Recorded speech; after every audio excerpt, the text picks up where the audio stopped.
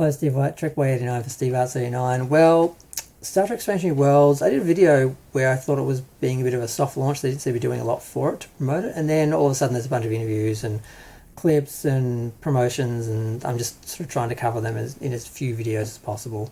So before I get into that, feel free to share, like, subscribe, comment after the video, maybe actually look at my channel, ding the bell, see if there's any videos that you actually want to look at, because YouTube won't be putting them on your feed. Now, I just want to deal with the interviews. The easiest one to get over and done with is the Scotty interview.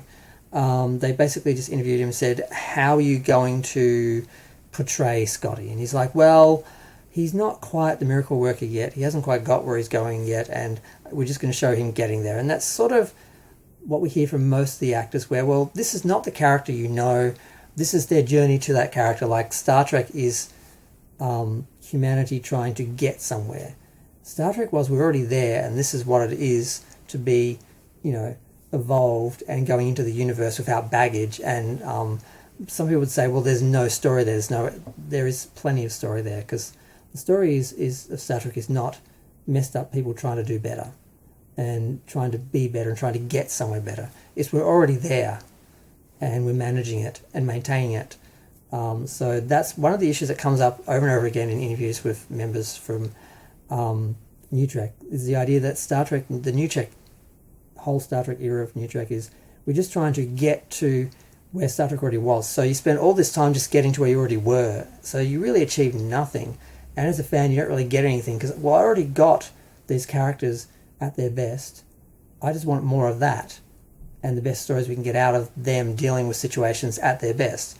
Instead, we just get these messed up, narcissistic, immature people trying to get to a better place. Like, that's the human journey in some way for us, because we're not there yet, but these characters were. In James Roddenberry's future, they are there.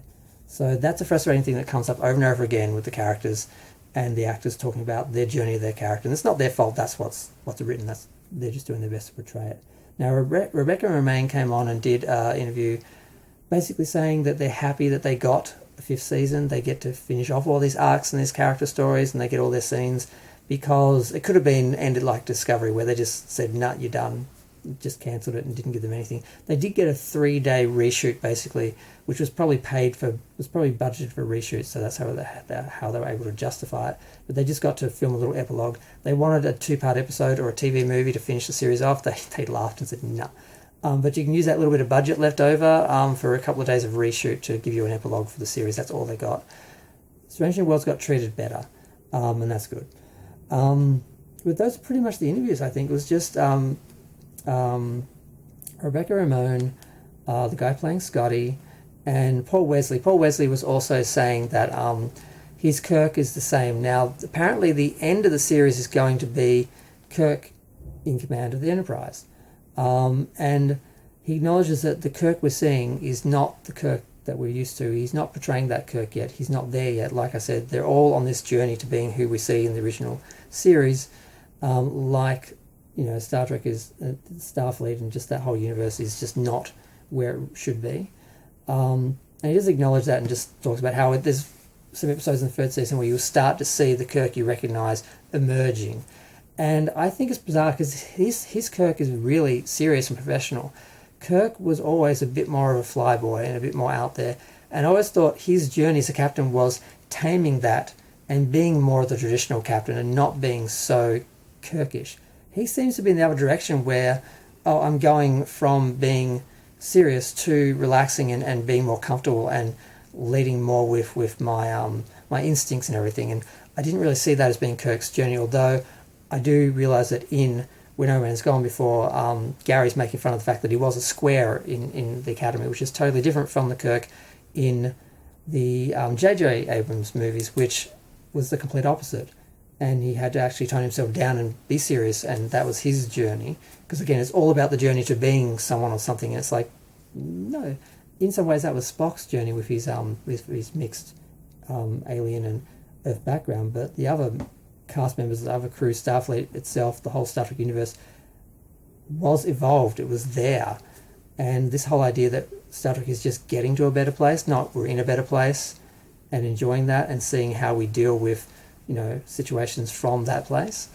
That's the major sort of problem with, I think, New Trek and why it doesn't feel like Star Trek, because it's not Star Trek. It's getting to be Star Trek. It's heading towards Star Trek. It's aspiring to be Star Trek, but it's not actually there and never was and wasn't even meant to be. That's the other thing. It's just designed like this in the first place.